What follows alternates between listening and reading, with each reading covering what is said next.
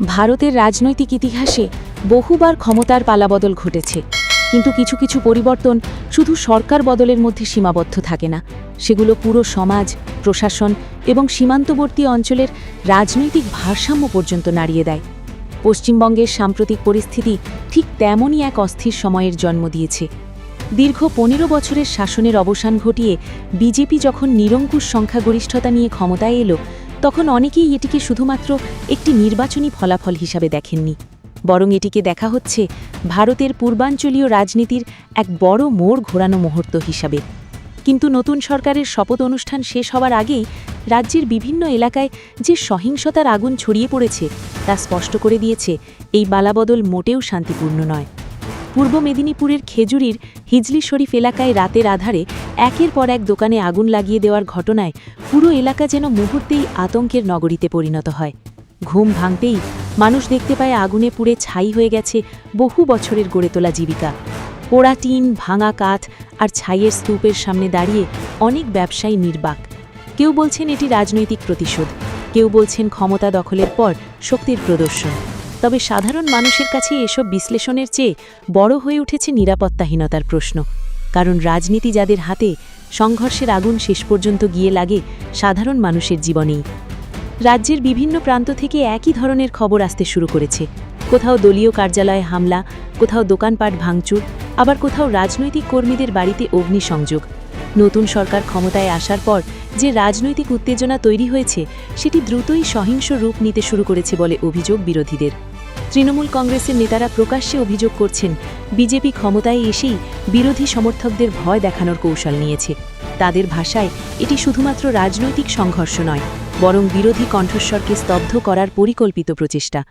তৃণমূলের সর্বভারতীয় সাধারণ সম্পাদক অভিষেক বন্দ্যোপাধ্যায় সামাজিক যোগাযোগ মাধ্যমে একের পর এক বার্তায় দাবি করেছেন, রাজ্যের বিভিন্ন এলাকায় যেভাবে হামলা চালানো হচ্ছে তা গণতন্ত্রের জন্য বিপজ্জনক সংকেত।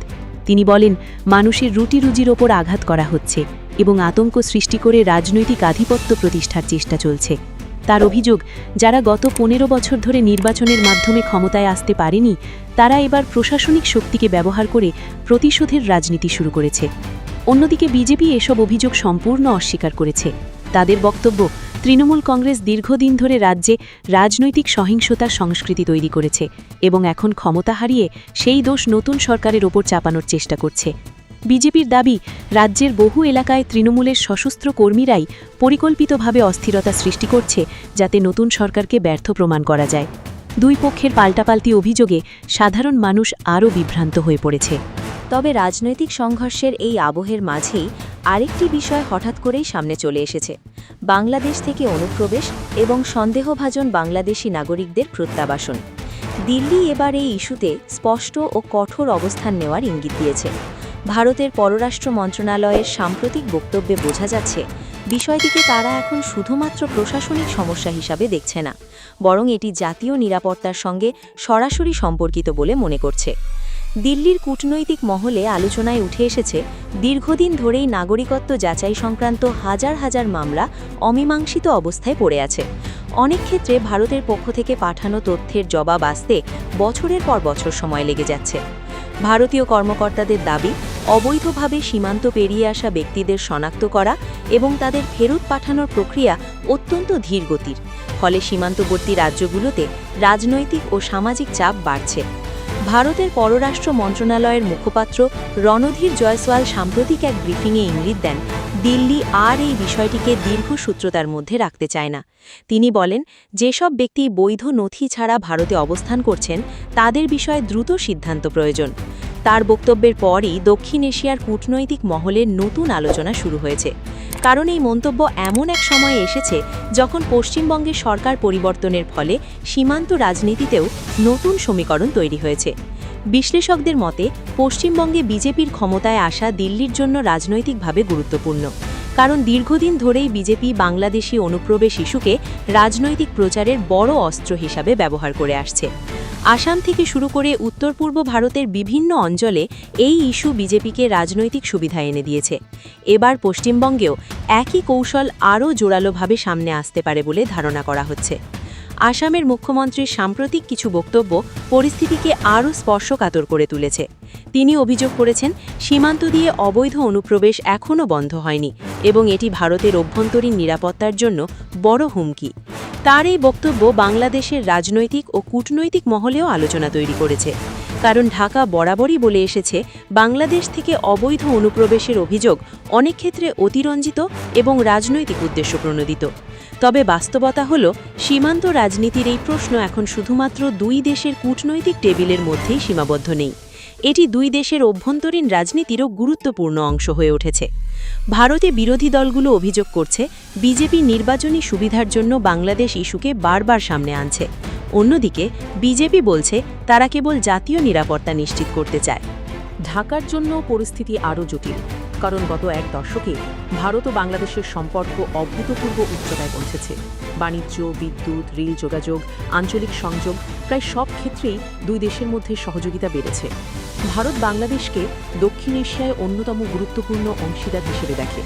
আবার বাংলাদেশও ভারতের সঙ্গে অর্থনৈতিক ও কৌশলগত সম্পর্ককে অত্যন্ত গুরুত্ব দেয়।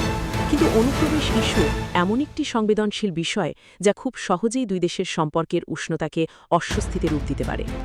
বাংলাদেশের কূটনৈতিক মহলে অনেকে মনে করছেন, দিল্লির সাম্প্রতিক বার্তার পেছনে শুধুমাত্র প্রশাসনিক কারণ নয়, রাজনৈতিক হিসেবও রয়েছে। পশ্চিমবঙ্গে নতুন সরকার গঠনের পর বিজেপি তাদের সমর্থকদের কাছে শক্ত বার্তা দিতে চায় যে সীমান্ত ও নাগরিকত্ব ইস্যুতে তারা আপোষহীন। একই সঙ্গে উত্তর পূর্ব ভারতে নিজেদের রাজনৈতিক অবস্থান আরও শক্ত করতে এই ইস্যুকে ব্যবহার করা হতে পারে। অন্যদিকে পশ্চিমবঙ্গের সাধারণ মানুষ এখন দ্বিমুখী চাপের মধ্যে রয়েছে। একদিকে রাজনৈতিক সংঘর্ষ ও প্রতিহিংসার আশঙ্কা, অন্যদিকে সীমান্ত ও নাগরিকত্ব নিয়ে বাড়তে থাকা উত্তেজনা। সীমান্তবর্তী জেলাগুলোতে ইতোমধ্যেই গুজব এবং আতঙ্ক ছড়াতে শুরু করেছে। অনেক মানুষ আশঙ্কা করছেন, রাজনৈতিক পরিস্থিতি আরও খারাপ হলে সাধারণ নাগরিকের জীবন আরও দুর্বিষহ হয়ে উঠতে পারে।